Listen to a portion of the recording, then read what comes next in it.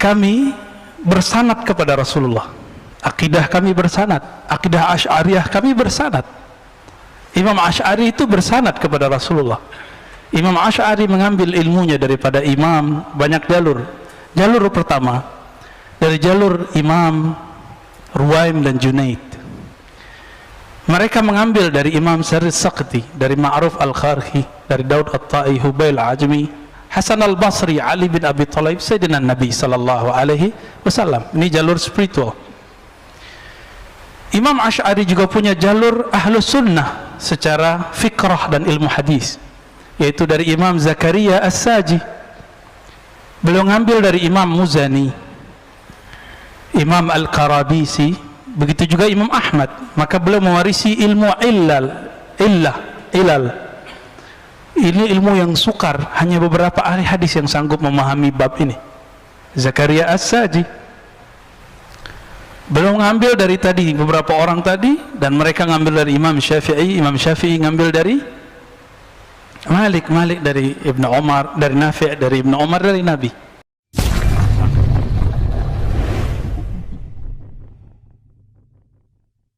Di depan saya ada kitab judulnya Ar-Risalah Al-Qushairiyah, yang berarti risalah atau pesan-pesan dari Imam Abul Qasim Al-Qushairi. Abul Qasim Abdul Karim bin Hauzan Al-Qushairi, salah satu imam ahli hadis di zamannya, yang semenjak zaman itu sudah terjadi polemik antara kelompok Syafi'iyah, Sufiyah dengan kelompok Hanabilah, ya. Dan kalau terjadi sekarang perseteruan ini dan itu, sebenarnya lanjutan dan warisan dari zaman sana, ya. Semoga Allah meridai kita semua, amin rabbal alamin, ya. Mungkin sebagai pembuka, ini mohon maaf kepada pengurus masjid. Bulan lalu saya ngisi kajian di sini dan ada yang memotong video, saya nggak tahu siapa yang motong, dan itu kemudian jadi fitnah, ya, menjadi penyebab kawan-kawan termasuk yang senang dengan kajian saya ataupun tidak senang bertengkar. Saya minta ampun kepada Allah jika saya menjadi penyebab antum bertengkar, dan saya berharap itu dihentikan. Siap ya, bagi yang bertengkar di dunia sosial media. Jika memang kalam saya salah, saya minta ampun kepada Allah dan saya minta maaf kepada siapapun yang tersinggung. Karena kalau antum perhatikan dari depan, itu tidak ada maksud merendahkan siapapun. Apalagi saya pernah salafi. Saya tidak ada maksud untuk menyinggung salafi. Karena bagi saya kawan-kawan salafi itu mereka proses. Sebagaimana saya juga proses sebelumnya. Maka saya berharap teman-teman tolong dihentikan, ya. Dari hati saya paling dalam saya berharap cukup, ya. Kita diketawain orang Allahnya sama, tapi kita mengklaim diri kita ini mewakili Allah. Ini kan tidak benar. Kami bersanad kepada Rasulullah, akidah kami bersanad, akidah Asy'ariyah kami bersanad. Imam Asy'ari itu bersanad kepada Rasulullah. Imam Asy'ari mengambil ilmunya daripada imam, banyak jalur. Jalur pertama dari jalur Imam Ruwaim dan Junaid. Mereka mengambil dari Imam Sarid Saqti, dari Ma'ruf Al-Kharhi, dari Daud At-Tai, Hubail Ajmi, Hasan Al-Basri, Ali bin Abi Thalib, Sayyidina Nabi sallallahu alaihi wasallam. Ini jalur spiritual. Imam Asy'ari juga punya jalur Ahlus Sunnah secara fikrah dan ilmu hadis, yaitu dari Imam Zakaria As-Saji. Beliau ngambil dari Imam Muzani, Imam Al-Qarabisi, begitu juga Imam Ahmad. Maka beliau mewarisi ilmu ilal. Ini ilmu yang sukar, hanya beberapa ahli hadis yang sanggup memahami bab ini. Zakaria As-Saji belum ngambil dari tadi beberapa orang tadi, dan mereka ngambil dari Imam Syafi'i. Imam Syafi'i ngambil dari Malik dari Ibnu Umar, dari Nafi' dari Ibnu Umar, dari Nabi. Tapi saya tidak pernah mengatakan akidah Asy'ari itu betul-betul mewakili akidah Rasulullah. Maka siapa yang mengkritik Asy'ari itu kritik ilmiah, bukan mengkritik Rasulullah sallallahu alaihi wasallam. Jika ada yang mengkritisi penampilan saya ini, bukan berarti mengkritisi Rasul sallallahu alaihi wasallam. Jika suatu saat saya berserban, nanti serban saya diejek orang, bukan berarti dia ngejek Rasulullah, dia ngejek saya. Jika saya berjenggot, lalu jenggot saya diejek orang, jenggot kambing lu gitu ya, bukan berarti orang itu ngejek Rasul. Sepakat? Tapi hari ini kawan-kawan kita karena mungkin terlalu semangat, ya kita maafkan juga ya. Maka saya berharap baik teman-teman yang senang dengan kajian Ahlus Sunnah yang saya riwayatkan ini, ataupun yang tidak senang, tolong tahan diri, fa'fu, beri maaf, lapangkan ya. Ngapain kita kemudian merusak diri kita dengan perasaan yang tidak baik. Dan teman-teman, dari hati yang paling dalam, kalau beragama itu bersihkan, jinakkan sifat sibaiyah. Sibaiyah ini yang dikatakan di dalam Al-Quran, mereka itu seperti kal, anjing. Ada lagi ulaika kal an'am, mereka seperti binatang ternak. Ini harus dijinakkan ketika kita beragama, sehingga kita tidak salah guna, nggak salah guna ya. Nah, saya melihat antum yang senang kajian saya pun kok ada yang emosi gitu ya, padahal kita berpesan tolong jangan emosi. Kalau saya jadi asbab maka saya minta ampun kepada Allah, masa antum nggak minta ampun juga kepada Allah ya. Baik, sepakat ya. Ya, kalau ini bergulir terus, oke, nggak masalah. Kita juga nggak takut mati kok. Ya. Siapa yang takut mati? Cuma kan lucu, sesama Muslim saling membunuh. Ya, di dalam darah saya tidak ada urat rasa takut sama sekali untuk kematian. Karena bagi saya itu pintu ketemu Allah, pintu ketemu Rasulullah Sallallahu Alaihi Wasallam. Jadi jangan coba-coba ancam saya dengan kata bunuh. Kita nggak takut. Ya. Para orang-orang yang kenal Allah nggak takut mati, Pak. Kecuali antum nggak kenal Allah Subhanahu wa Ta'ala ya. Tapi matinya yang terhormat kayaknya. Masa mati urusan beda faham, lucu ya. Beragama jangan lucu, beragama itu yang benar. Cukup dunia yang lucu. Ad-dunya itu la'ibun wa lahun, senda gurau ya, lucu-lucuan kalau dunia. Baik. Maka saya tidak mau mengkultuskan apa yang saya ajarkan. Maka siapapun antum yang kritik saya, bukan kritik Allah dan Rasul, itu kritik pemahaman kita dalam memahami riwayat-riwayat ulama Ahlus Sunnah ya. Antum ada yang marah nggak disebut tasbihnya seperti Yahudi? Ada yang marah nggak?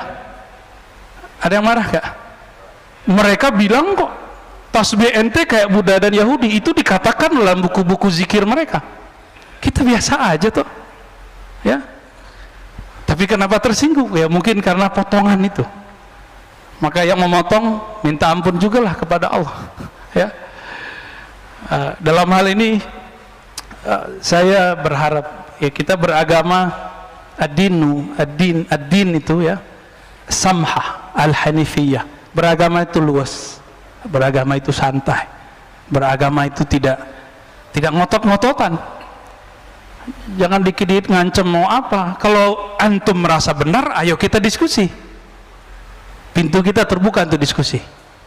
Jangan coba-coba mancing hal-hal jihadis ya. Kita nggak takut mati kok.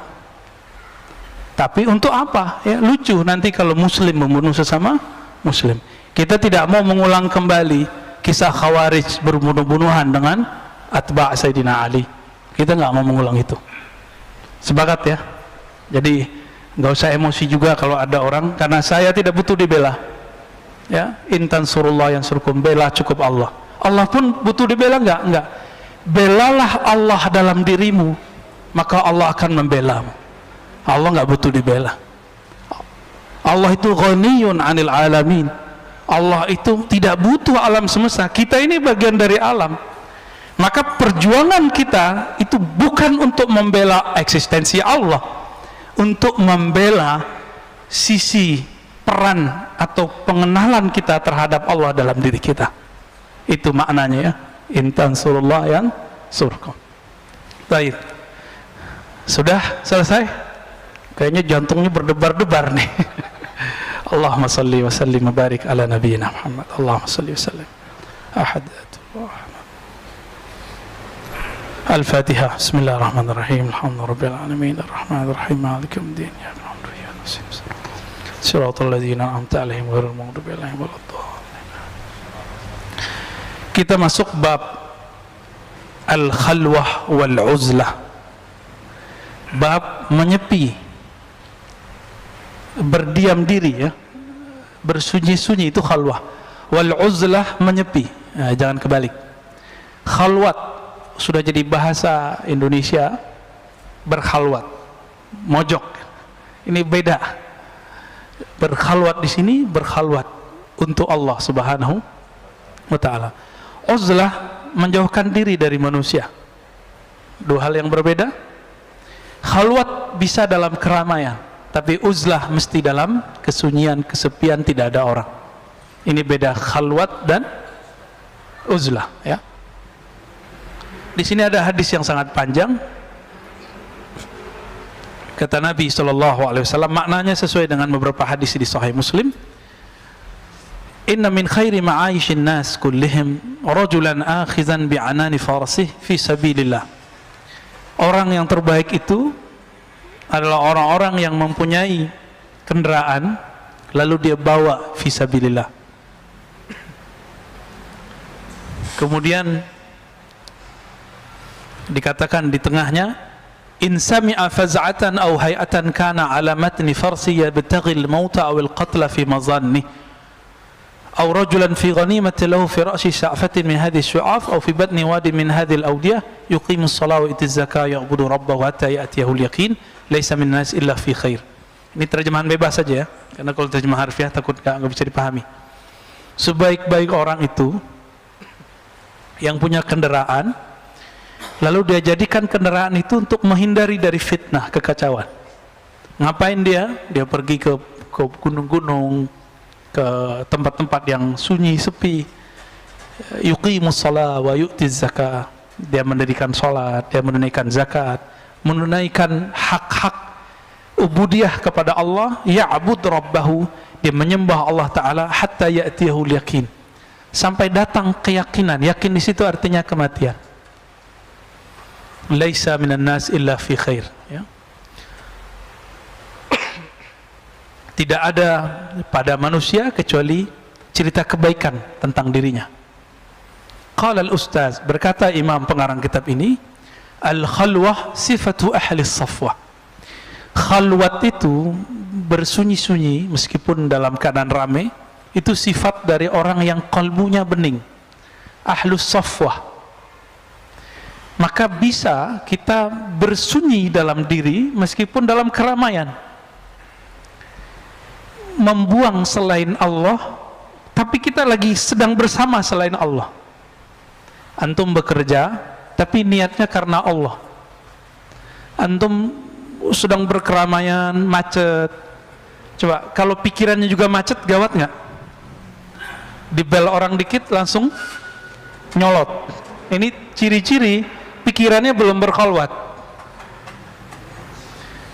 Maka bisa berkhalwat, mensunyikan diri dalam keramaian. Itu dia.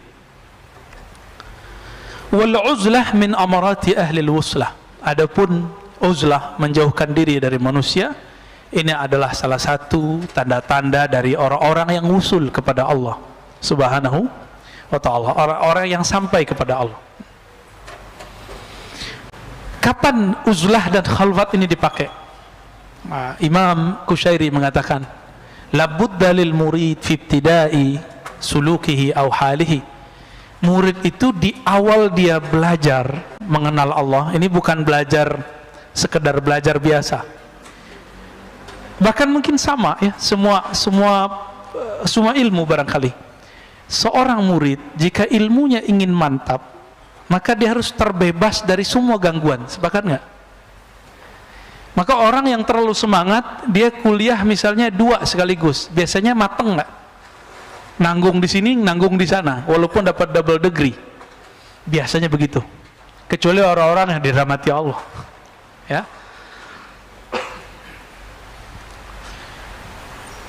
Atau misalnya, mohon maaf, antum menikah, sambari kuliah, maksimal nggak kuliahnya? Atau menikah sembari nyantri, itu kiainya kira-kira bilang apa? Pulang aja, pulang aja tong, urus binimu gitu. Kira-kira seperti itu. Berat masalah ini. Itu sebabnya Syekh Yasin Al-Fadani, ulama kita tapi lahir di Mekah, Mbah Maimun Zubair itu murid beliau. Syekh Abdul Hamid Ad-Dari di Jakarta Selatan itu murid beliau. Syekh Abdul Razak, Kiai Abdul Razak di Kudingan Mampang itu murid beliau. Ada banyak sekali ya, sangat-sangat banyak. Kalau disebut satu-satu murid beliau itu banyak sekali. Nama gurunya yang tertulis 400, tapi nama muridnya saya nggak bisa hitung berapa, ya, 400 ribuan kali ya, wallahu alam. Sangat-sangat banyak ya. Saya berguru kepada murid beliau, Abu Ya Syekh Kiai Haji Ahmad Marwazi. Sekedar setoran baca kitab, dapat ijazah, seakan-akan beliau membaca di depan gurunya, kita mengulang kisah itu kembali. Seperti dulu Imam Bukhari membaca hadis di depan Imam Ahmad, Imam Ishaq, Imam Humaidi. Nah, kita mencoba merawat itu, karena bagi kita mengikuti ulama terdahulu salafus saleh dengan cara menghidupkan tradisi itu. Bukan sekedar ngomong hadis ini Sahih Bukhari, enggak cukup. Itu namanya takhrij hadis. Tapi dengan membaca depan guru, ya. Dulu kita pernah mau buat itu di sini, tapi belum kesampaian ya. Buat kajian Sahih Bukhari, masing-masing antum punya walaupun PDF ya. Pelit ya. Pulsa beli terus, rokok beli terus. Tapi giliran kitab Sahih Bukhari nggak punya di rumah. Nggak murid saya kalau nggak punya Sahih Bukhari di rumahnya. Beli Sahih Bukhari walaupun ringkasan. Minimal PDF. Ya, minimal aplikasi. Punya lah ya. Masa nggak punya? Katanya ikut Ahlus Sunnah ya. Biar setiap hari kita terprogram membaca hadis Nabi sallallahu alaihi wasallam. Malu ke Imam Bukhari. Imam Bukhari itu ngejar satu hadis bisa 5 bulan. 1400-an kilometer. Nanti antum nggak perlu nyari, kita anterin hadisnya. Kita anterin ke masjid-masjid. Karena sekarang marhalahnya marhalah dakwah, sedangkan marhalah beliau itu marhalatur riwayah. Belum meriwayat. Maka harus dicari marahnya original, yang valid, yang sahih. Sekarang kita tinggal menikmati supaya pemahaman kita valid, aman, tidak dimasuki oleh hawa nafsu. Maka kita riwayatkan pemahaman itu dari guru kita, itu disebut dengan sanad ijazah. Maka zaman ini bukan sunnat bersanad, wajib. Karena banyak orang mengklaim hari ini Ahlus Sunnah tapi sanadnya tidak jelas. Belum lama ini dari luar negeri ada sahabat kita ngirim, Ustadz, ini ada teman saya, dia membid'ahkan akidah Asy'ariyah, membid'ahkan bermazhab, membid'ahkan tasawuf, lalu kemudian menyebutkan sanadnya. Dikirimlah sanadnya. Ternyata sanadnya kepada ulama, ada di Timur Tengah sana, Al-Utsaimin. Al-Utsaimin ngambil dari gurunya ngambil dari Umar Hamdan. Umar Hamdan siapa? Umar Hamdan seorang mursyid tarekat Sufiyah. Dia berakidah Asy'ariyah, bermazhab Maliki. Sampai ke atas semuanya orang Ahlus Sunnah wal Jamaah. Jadi semua aliran apapun hari ini sanadnya pasti nyambung kepada imam-imam yang 3 kategori itu yang kita sudah sering ulang-ulang. Siapa Ahlus Sunnah? Berakidah Asy'ariyah, Ahlus Sunnah wal Jamaah atau Maturidiyah, bermazhab yang 4, bertasawuf yang bersanad sahih. Kita ulang-ulang biar jadi hafal ya.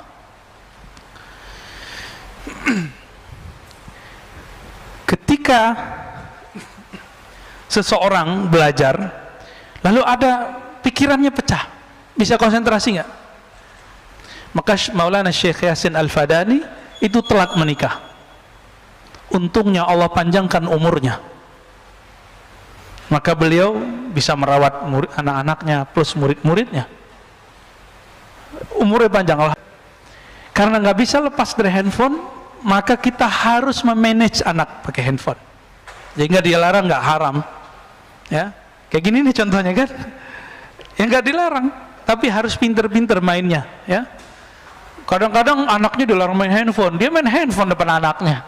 Sama aja, sama kayak ngelarang anak ngerokok, kita ngerokok depan anak. Bohong itu namanya. Taib. Apalagi belajar ilmu kerohanian, ilmu ma'rifatullah. Jadi minimal kalau antum nyantrinya nyantri muakkad. Jadi nyantri itu ada dua sekarang. Nyantri muqayyad, muakkad. Ada yang muqayyad, muqayyad itu sudah terikat di satu institusi. Nggak mungkin di umur-umur begini udah susah ya. Benar. Maka sekarang santri namanya santri muakkad, temporal, 2 jam aja, 1 jam aja, mulai maghrib sampai isya, lumayan. Kan jalannya ini yang Allah lihat. Antum itu datang ke sini kena macet, ya kena hujan, ini yang dilihat oleh Allah. Itu yang dilihat oleh Allah. Maka rasakan getaran-getarannya kalau kita ikhlas lagi jalan. Walaupun antum ikut ajarannya mungkin belum benar, bahkan ikut ajarannya yang kurang pas, tapi karena tulus nanti Allah bimbing, tenang aja. Jadi siapapun sekarang yang nyerempet ke ajaran-ajaran tertentu, tapi kalau dia tulus kepada Allah, sahalallahu lahu tariqan ilal jannah, Allah mudahkan jalan dia. Surga dunia itu ilmu dan zikir, nggak ada lebih. Surga dunia cuma ilmu dan zikir. Ilmu ini bikin orang lupa sama istrinya, sama suaminya, sama anaknya, sama makannya. Coba aja nanti ngaji. Kita buat kajian di Ribat, mulai dari jam 4 selesai jam 10 ngobrolnya, belum makan itu. Pas sudah selesai baru pada sendawa-sendawa semua, lupa makan. Jam 4 sampai jam 10 berapa jam tuh? 6 jam ya. Kok bisa? Itu ruhnya sedang makan. Ashabul Kahfi, kenapa mereka bisa tahan tertidur lama tapi terasa sebentar? Karena mereka tidur dengan Allah Subhanahu wa taala yang memberi nutrisi rohani kepada kalbu mereka. Ya. An-nasu niyam idza matu intabahu. Orang itu semuanya tertidur. Kalau mereka mati, kalau mereka tertidur barulah itu bangun. Ya. Taib. Jadi minimal ketika santri muakkad, nanti handphonenya nggak diaktifin ininya, deringnya, ya, datanya, gitu ya, supaya nggak terganggu. Walaupun 2 jam, 1 jam setengah, tapi dilihat oleh Allah. Kan yang Allah lihat kolbu. Ada santri masuk ke pesantren, tapi hatinya di rumah. Ya, saya baru nyantri ketika kuliah, pesantren mahasiswa, khusus hadis. Jadi gelar LC saya bukan LC Timur Tengah ya, saya luruskan. Maka saya nggak pakai doktor MA aja dipakainya. LC itu kalau mau ngajar hadis baru saya pakai. Karena LC di situ adalah lisensi dalam mengajarkan kutubus sittah, hadis-hadis Sahih Bukhari, Muslim, Abu Daud, Tirmizi. Yang mungkin jurusan doktor hadis pun belum khatam itu. Maka LC kita bukan LC S1 itu bukan. S1 Timur Tengah enggak. Tapi prinsip ngajinya memang dari sana, ya. Itu yang dipakai oleh Syekh Yasin dulu setiap Ramadan beliau khataman. Ya, yang dipakai oleh Syekh Ali Mustafa dulu di Riyadh, ya, oleh masyayikh-masyayikh kita dari dulu. Jadi jangan salah paham ya. Saya cuma belajar kepada ulama Suriah, ulama Yaman, ulama India, ulama Mesir secara informal. Tapi ketika saya belajar, hati saya full bersama beliau.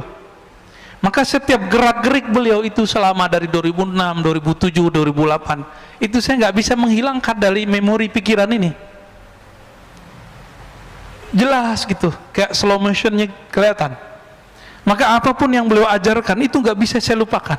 Kuncinya satu, mahabbatul ilm wa sahibul ilm. Mencintai ilmu dan orang yang diberikan ilmu. Antum kalau cinta nggak capek-capek ngapal, ingat saja orangnya, semua ilmunya ingat. Itulah ilmunya para sahabat, itulah ilmunya Imam Bukhari. Imam Bukhari itu nggak susah-susah ngapal, dia cukup ingat, dia cinta gurunya langsung dihafal semua. Kalau kita gimana? Susah mencintai guru ya, bukan cinta nafsi ya, bukan. Ini cinta ruhiyah, cinta secara rohani. Taib. Ketika seseorang ingin membersihkan dirinya dari selain Allah, maka yang harus dilakukan di awal kali adalah uzlah. Tapi uzlah di zaman ini susah nggak? Susah ya, paling antum harus ke Sumatera dulu, suluk tarekat, atau ke Yai Syakur di Indramayu ya. Udah ribet hari ini mencari tempat suluk, tempat beruzlah, sudah susah.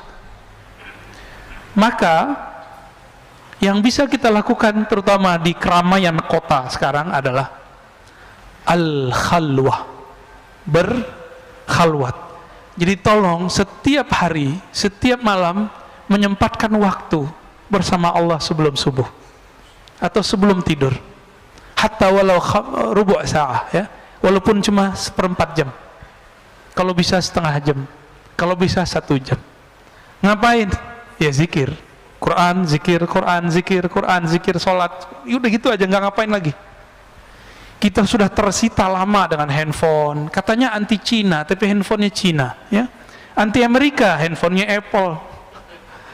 Jadi ternyata bukan itu masalah kita. Masalah kita, kolbunya anti selain Allah atau tidak. Itu masalah kita. Mau di tangannya Apple atau Oppo, Oppo bahasa Jawa kali ya. Tapi hati-hati teman-teman, ketika orang berkhalwat dan beruzlah. Jadi saya nggak mau gaul lah sama orang, itu namanya beruzlah juga. Ada orang beruzlah, tapi dia merasakan orang itu jahat, saya baik, saya harus menjauh darinya. Orang seperti ini disebut dengan mutakabbirun. Ini orang uzlah, tapi dalam dirinya itu setan. Setan uzlah, jadinya begitu. Semakin nambah ilmu di dalam dirinya, yang bertambah sombongnya, bertambah zikirnya, bertambah sombongnya. Maka nanti dia akan ngomong orang, ente zikirnya berapa, gua zikir berapa, saktian mana kita. Nanti ngomongnya gitu Pak, adu makrifat kita. Emang makrifat apaan sih, kok bisa diadu-adu? Makrifat gak bisa diadu Pak. Yang bisa diadu nih, ini bisa diadu nih ya, isi otak bisa diadu, yakin bisa diadu, makrifat gak bisa diadu, karena langsung makrifat itu yang disebut al-haq. Jadi kalau antum baca Al-Quran, al-haqqu min rabbika fala takunanna minal mumtarin, al-haq dari Allah itu makrifat, artinya pengetahuan yang pasti itu hanya dari Allah. Maka jangan pernah ragu, dan itu pintunya cuma satu, al-bab al-muhammadi, yaitu pintu Rasulullah sallallahu alaihi wasallam. Maka yang tidak melewati jalur kenabian tidak akan sampai kepada al-ma'rifah.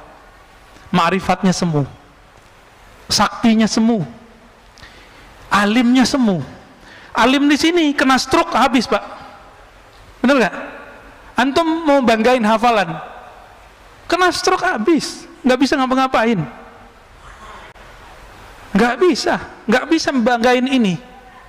Banggainnya harus ilmunya ilmu qalbu. Maka dalam Al-Quran selalu kalimatnya lahum qulubu ya'qiluna biha, mereka punya hati yang mereka berakal dengan si qalbu.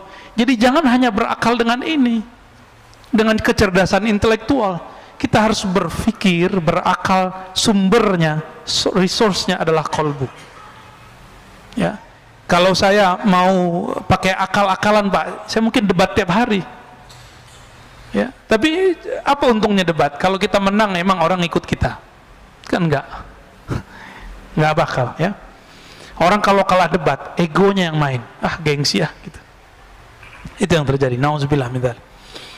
Jadi kita pun kalau menghindari satu komunitas, bukan karena komunitas itu kita anggap akan menyakiti atau akan merusak diri, tapi kita mengatakan, jika aku masuk satu komunitas ini, mungkin akulah penyebab mereka rusak.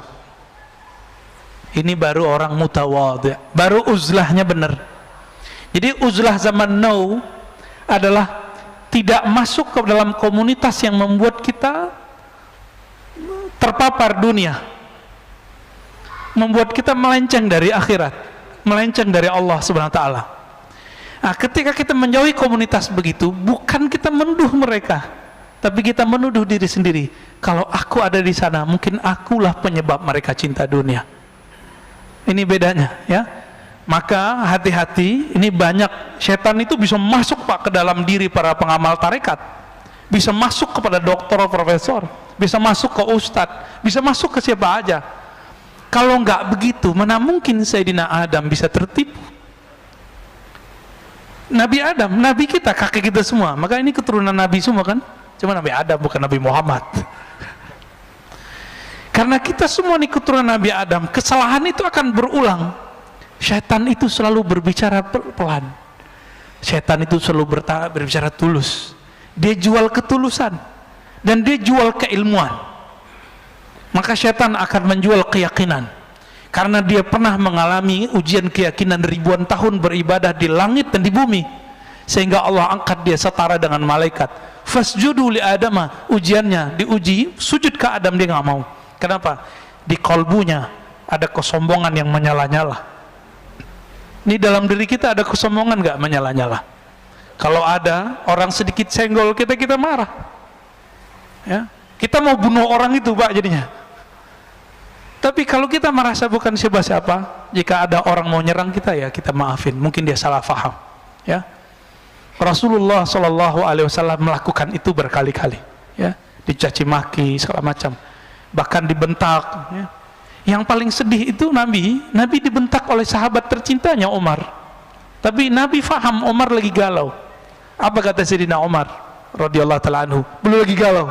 Rasulun anta, ente bener Rasul nggak sih? Antum coba ngomong sama aneh, ente beneran ustadz gak sih? Kalau saya baper, saya tersinggung. Tapi kalau saya faham antum, saya nggak akan marah. Nah, itulah bagaimana dewasanya Rasulullah. Nabi biarkan Umar berkembang. Ternyata beliau menjadi pewaris Rasulullah Sallallahu Alaihi Wasallam. Jadi kadang-kadang orang-orang yang benci sama kita hari ini, yang marah sama kita hari ini, siapa tahu nanti menjadi orang yang sangat cinta kepada ilmu yang kita kembangkan. Amin ya rabbal alamin. Jadi jangan bawa nafsiyah ego diri. Ya, yang kita kedepankan Allah Subhanahu wa ta'ala. Maka beliau mengatakan, ya, wa man istasghara nafsahu fahuwa mutawadhi. Siapa yang beruzlah karena memandang dirinya kotor, takut merusak manusia, itulah yang disebut muslim hakiki mutawadhi. Kembali ke hadis yang sering dibaca oleh para asatis, al-muslimu man salimal muslimuna min lisanihi wa yadihi. Muslim yang hakiki, yang mutawadhi, muslim yang khawatir orang lain tersinggung oleh lisannya. Maka saya katakan tadi, jika teman-teman salafi tersinggung oleh kalam saya, maafkan saya. Ya. Jika teman-teman tarekat sufi tersinggung dengan kalam saya, tolong maafkan saya. Jika teman-teman yang ahli dalam ilmu apa kurang berkenan dengan saya, mohon maafkan saya, supaya masalah kita selesai di dunia. Lewat dari itu, antum mau debat, ayo kita debat. Ya, antum mau adu kitab, ayo kita adu kitab. Tapi unsuran benci, sakit hati, tolong dibuang dulu. Kalau enggak, kita enggak usah berdiskusi. Ya, enggak usah berkalam, enggak ada manfaatnya. Gimana? Antum ketika tidak masuk yang disebut hijrah, ya, ini jebakan setan nih ketika hijrah. Aku mau hijrah deh dari kelompok ini, komunitasku, di situ orangnya jahat-jahat, di situ orangnya kotor-kotor. Kalau itu yang ada, fa anta mutakabbirun, maka kamu pewaris setan, pewaris iblis. Di dalam dirimu ada sifat permanen iblis, yaitu sombong. Jadi kepada teman-teman saya yang sedang merasakan dirinya hijrah, jangan berpikir bahwa orang-orang yang kita tinggalkan itu orang-orang jahat. Kita katakan, mungkin akulah penyebab mereka jahat. Dari mana ilmu ini? Dari Sayyidina Adam. Siapa lagi kita berguru kalau ke Al-Quran? Apa kata Sayyidina Adam ketika beliau berhasil dijebak oleh iblis? Apa kata Nabi Adam? Ya Allah, iblis yang disalahkan. Begitu enggak? Hah? Emang begitu? Enggak. Apa katanya?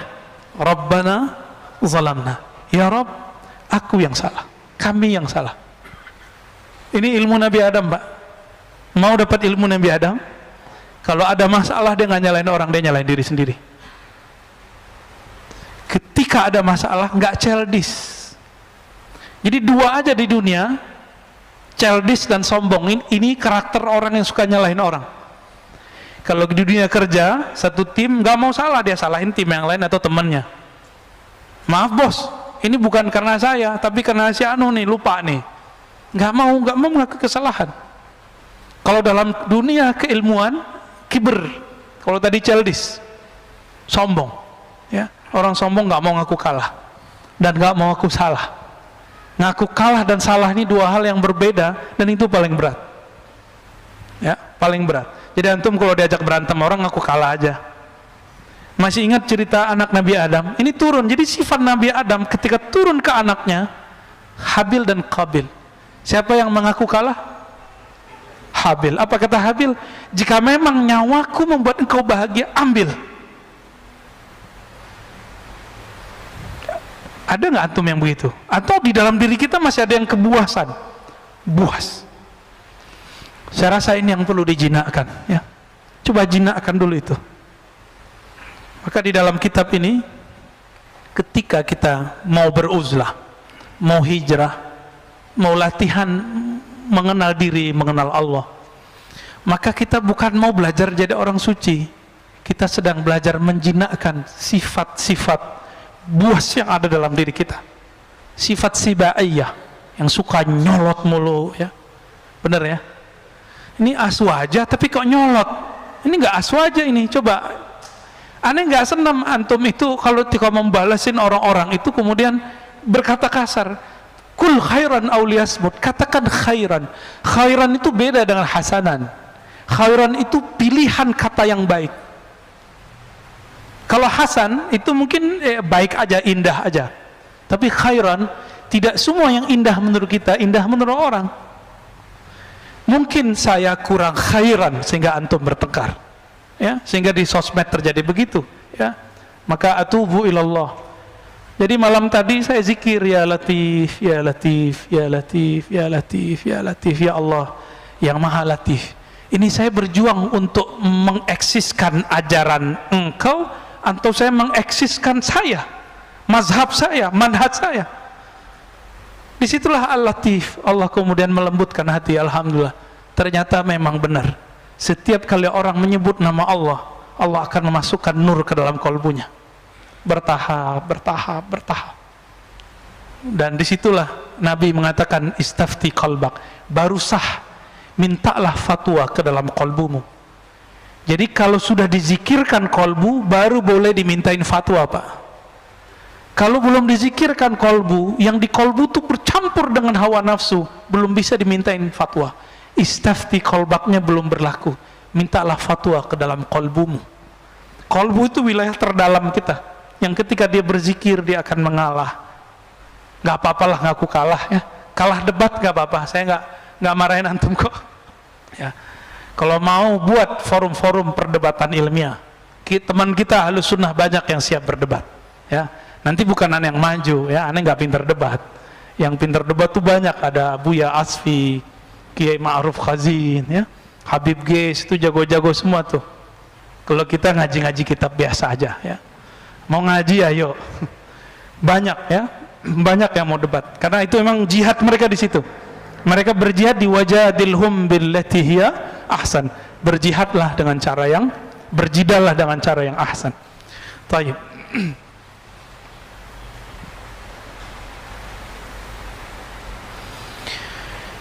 Ada orang berkhalwat, nyepi ke Gunung Salak, tapi karena tauhidnya tidak benar, apa yang terjadi? Keluar-keluar jadi nabi. Ya, nah, ini masalah ini. Maka kata beliau, wa min adabil uzlah ayyuhassila minal ulum ma yusahhih bihi uqada tauhidih. Salah satu yang paling awal sebelum orang masuk ke dunia suluk, dunia khalwat, dunia tarekat sufi, wajib belajar ilmu akidah. Maka di Mesir itu hikayat dari beberapa sahabat saya, kalau ingin talqin, beberapa syekh mewajibkan belajar akidah tauhid dengan metode sifat 20, supaya nanti nggak ngaku jadi Tuhan atau ngaku jadi Nabi minimal. Tapi seru juga ya, naik pangkat ya. Manusia biasa, wali aja belum udah jadi Nabi. Wali aja belum ketahuan Pak udah jadi Nabi. Canggih nggak tuh? Canggih itu ya. Itu gimana nasibnya itu orang tuh yang sudah naik pangkat itu, ya. Likai la yastawiyahu syaitan biwasawisih. Apa faedah belajar tauhid yang benar? Supaya syaitan tidak mewaswaskannya, ya. mewaswaskannya. Was-was ini sekarang ternyata ketika belajar tauhidnya tidak sesuai dengan manhaj Ahlus Sunnah. Was-was itu sekarang nggak hanya ketika masuk suluk tarekat, tapi ketika belajar apa saja, antum kalau nggak benar tauhidnya, merasa paling benar, ini yang paling bahaya. Jadi was-was syaitan yang paling gawat hari ini yang masuk ke dalam kalbu manusia adalah merasa dirinya lebih benar. Yang paling benar siapa? Allah. Akhirnya mereka berpikir kita ini nggak yakin dengan apa yang kita ajarkan. Kita yakin. Yakin kita disebut ilmu yakin, ainul yakin, haqqul yakin. Tapi al yakin kullu itu milik Allah. Ya. Jadi kita paling tinggi cuma sampai hakul yakin, selebihnya kita pulangkan kepada Allah. Di atas al yakin itu namanya al haq. Al haq itu cuma milik Allah. Jangan pernah ambil al haq Allah. Antum ambil al haqnya Allah, itulah kibir yang sebenarnya. Jadi tahu sebenarnya rahasia iblis. Iblis kenapa dimurkai? Jauh sebelum dia disuruh untuk sujud kepada Sayyidina Adam, dia ingin memakaikan baju al haq itu. Makna al haq itu mau dia pakaikan ke dalam dirinya. Maka Allah Ta'ala sudah murka kepada iblis, tapi masih Allah sembunyikan, diuji dengan yang zahir. Adanya Sayyidina Adam, ternyata dia masih sombong, dan dia mengatakan ana khairum, aku lebih baik daripadanya, ya.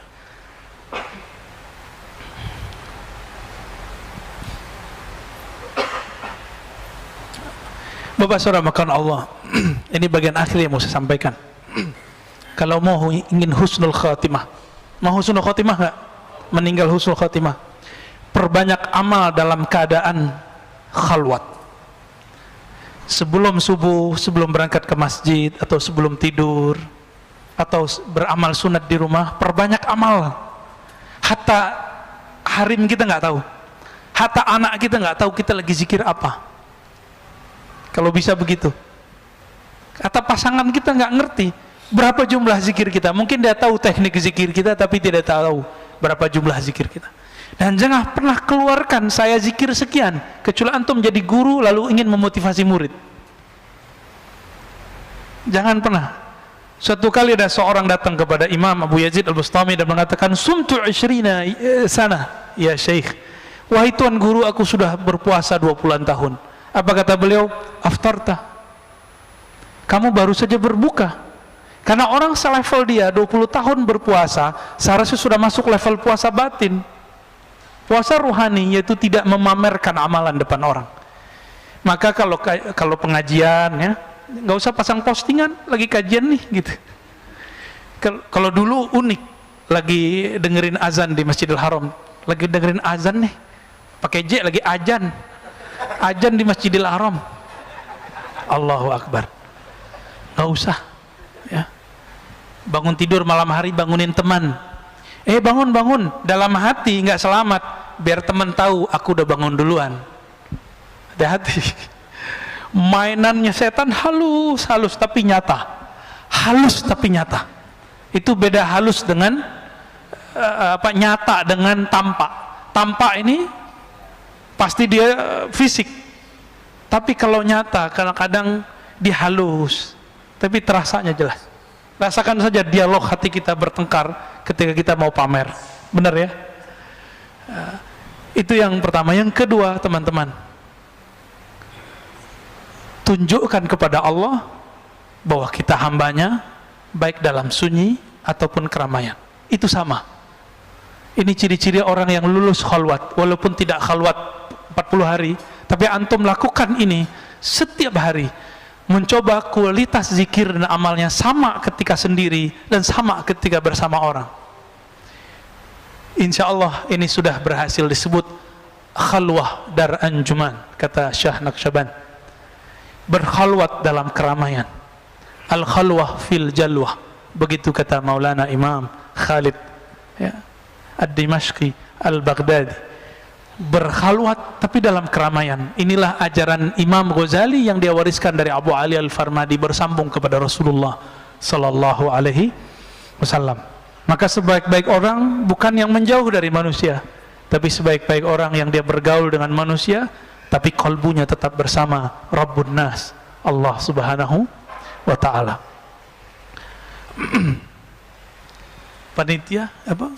Ini sampai Ba'da azan masih? Lanjut? Masih lanjut ya? Oh ya, saya ingat saya begitu ya. Lalu ketika antum berkhalwat ya, berarti kita lanjut dulu deh. Ada wali cerita, ini kan sempat rame sebelum puasa. Ada seorang Habib dibully karena dia cerita tentang gurunya atau Habib Fulan bisa bertemu Allah 40 hari sehari semalam gitu ya. Apakah itu cerita baru, cerita lama? Itu sebenarnya sudah banyak di kitab. Cuma orang yang jarang baca kitab menganggap itu aneh.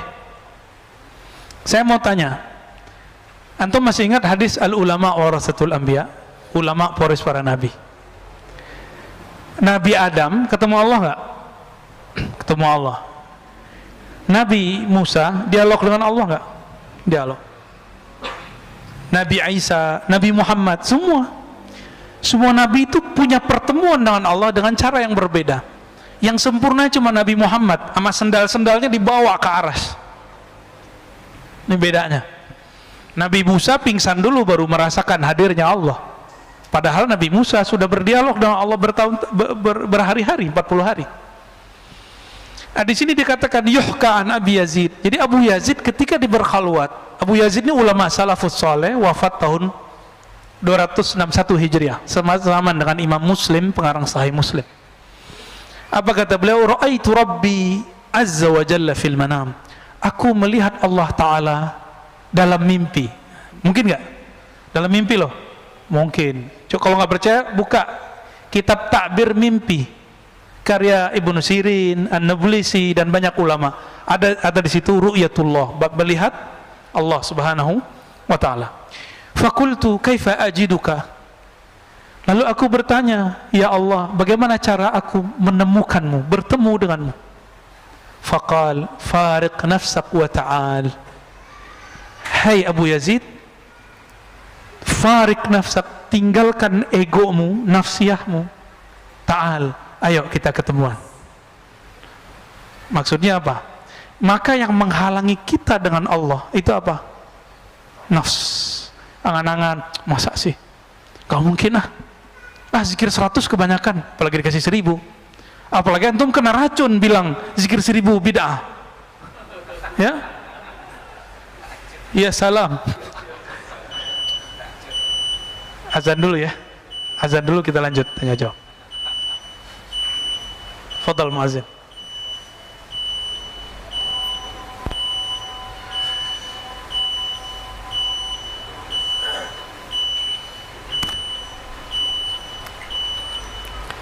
Allahu Akbar, Allahu Akbar,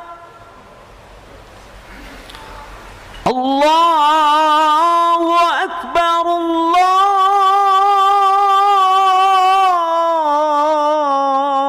Allahu Akbar. Asyhadu an la ilaha illallah.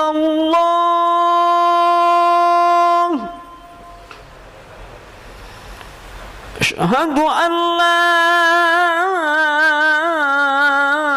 ilaha illallah.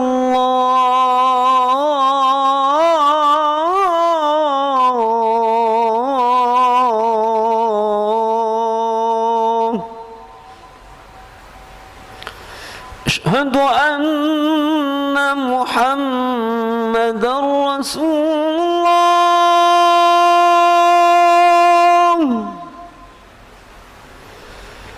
Asyhadu anna Muhammadar Rasulullah.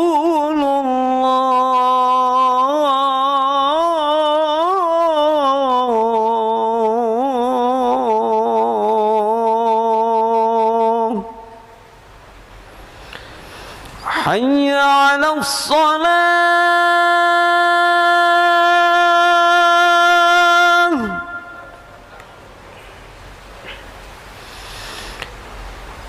Hayya 'alas shalah.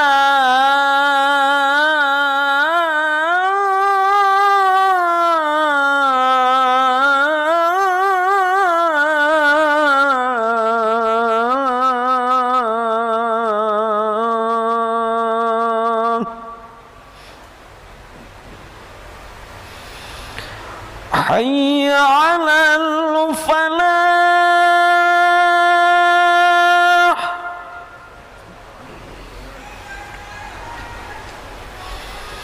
حي على الفلاح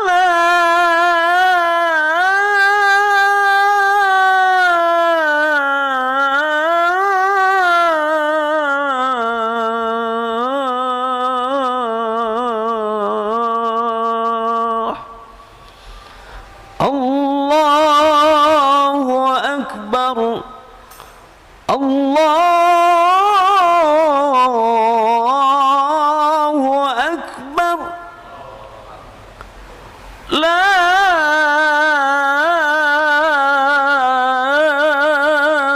إله إلا الله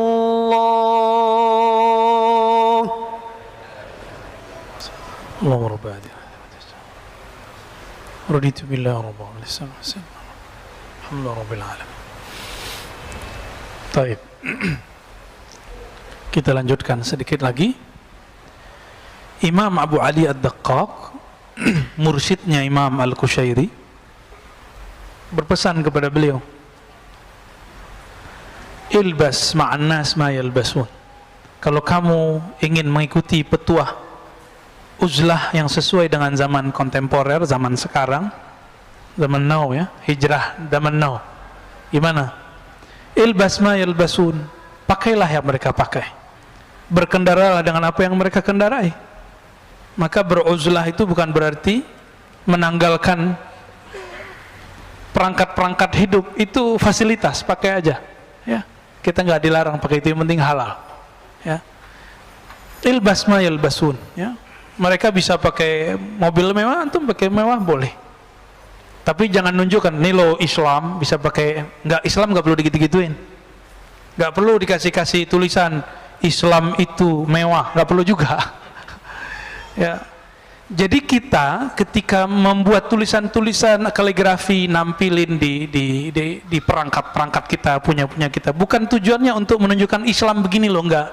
Terlalu kendil Islam kalau kita yang menerjemahkan ya. Ilbas ma yalbasun, ya pakai apa yang mereka pakai. Jadi bukan berarti menanggalkan sisi manusiawi kita, enggak. Watanawal mimma yakulun, makanlah apa yang mereka makan. Mereka jalan-jalan, kamu jalan-jalan ya. Tapi satu, wanfarid anhum bisir, tapi sir kamu tolong jangan terkontaminasi oleh apa yang kamu pakai, apa yang kamu makan, gaya hidup, lifestyle itu. Bisa nggak kira-kira? Bisa, serius? Aneh belum bisa. Masih belajar. Tapi kalau kita belajar, mau belajar, ya sama-sama kita berlatih. Maka setiap hari teman-teman, biar sukses di sini, ketika memakai apa yang mereka pakai, kita punya pakaian, punya rumah, punya ini, punya itu, niatkan, ya Allah, aku ingin menunjukkan rasa syukurmu kepada Engkau, karena Allah suka melihat bekas nikmatnya itu nempel pada diri kita. Jadi antum belum bersyukur kalau belum pakai nikmatnya, pakai ya. Jadi jangan sembunyiin. Zuhud bukan berarti menanggalkan perangkat-perangkat kemewahan itu. Makanya Nabi itu setiap istrinya ada rumah, setiap rumah itu ada khadamnya, setiap istri Nabi diberikan kendaraan. Jadi Rasulullah tuh kaya, Pak. Antum kuat nggak punya istri 9, masing-masing punya pembantu, punya rumah, lalu punya kendaraan yang terbagus di zamannya. Kendaraan Rasulullah paling bagus loh Pak sekarang, paling bagus, nggak ada yang lebih bagus dari kendaraan Rasulullah. Kalau sekarang ya Mercy lah, BMW. Sekarang apa yang bagus? Kayaknya ada yang lebih bagus lagi. Itu pakai Nabi. Jadi Nabi nggak main-main juga. Itu fasilitas dari Allah Subhanahu Wa Taala. Tapi kalbu beliau tidak pernah nyantol kepada dunia. Ya. Terus kemudian apa kata beliau? Sami'tu yaqul ja'ani insan. Kata Imam Abu Ali Ad-Daqqaq. Suatu kali ada orang datang kepadaku, perjalanannya jauh, dan ingin disebut sebagai orang suluk, orang sufi, orang kenal Allah, orang zuhud. Apa kata beliau?